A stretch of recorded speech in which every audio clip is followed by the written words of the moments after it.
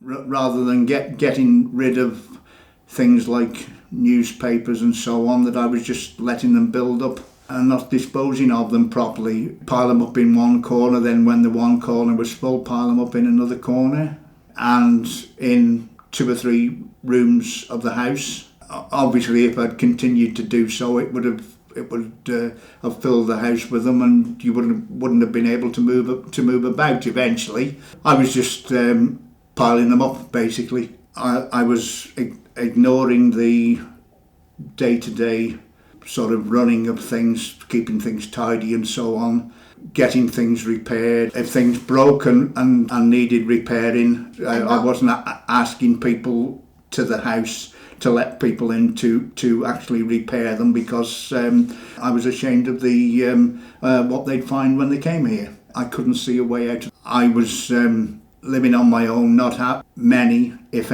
any, visitors. So I was sort of deluding myself into the fact that if I was the only one who saw the situation as it was, it didn't matter.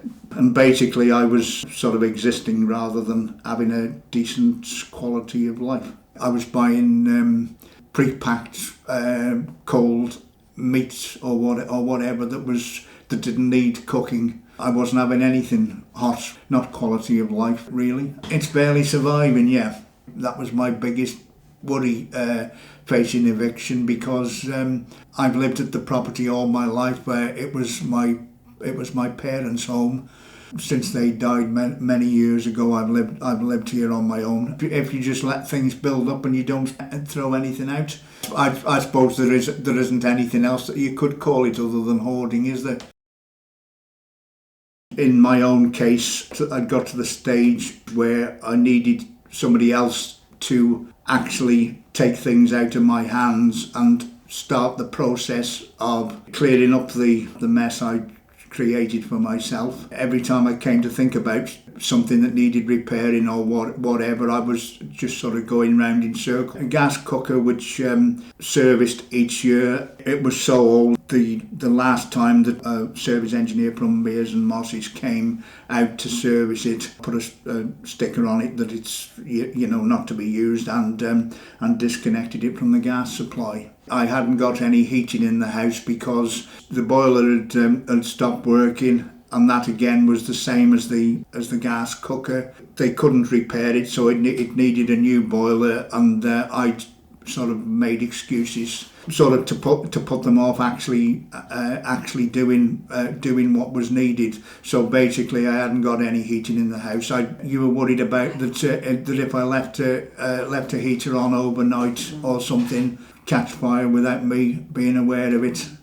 And due to the amount of newspapers in the house, obviously it was a fire risk. I was thinking, well, why is it only me that's not able to do various normal day-to-day, sort of running of their lives or keeping their home life straight? You just think everybody else manages or seem to manage. Why do I find it so difficult?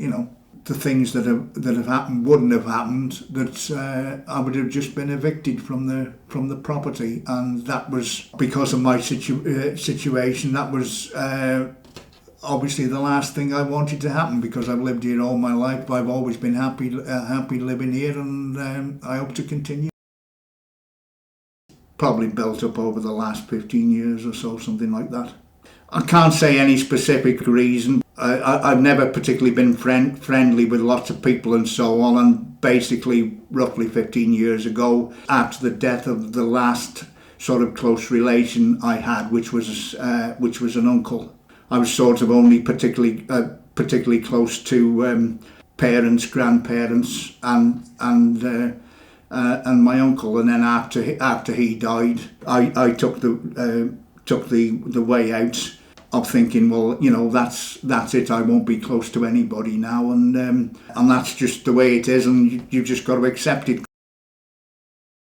2 big skips initially on the first day, and then since then a couple of small skips. A number of people on that day with the 2 big skips. It kept about roughly 8 people busy. Yeah. I didn't know what was going on, because also the curtains went in the kitchen as well. They were disintegrating, and a fire risk. Mears and Mosses put a new boiler in and did repairs to the central heating system. They did the upstairs bathroom, which was not usable because the bath had been in the property since the property was built. Put a new bath in, put a new toilet in. And of course you had no hot water. I had no hot water, no. I didn't feel I was particularly good at sort of going out and buying things like that. Various people came with me to local electrical shop to get things as and when I needed them.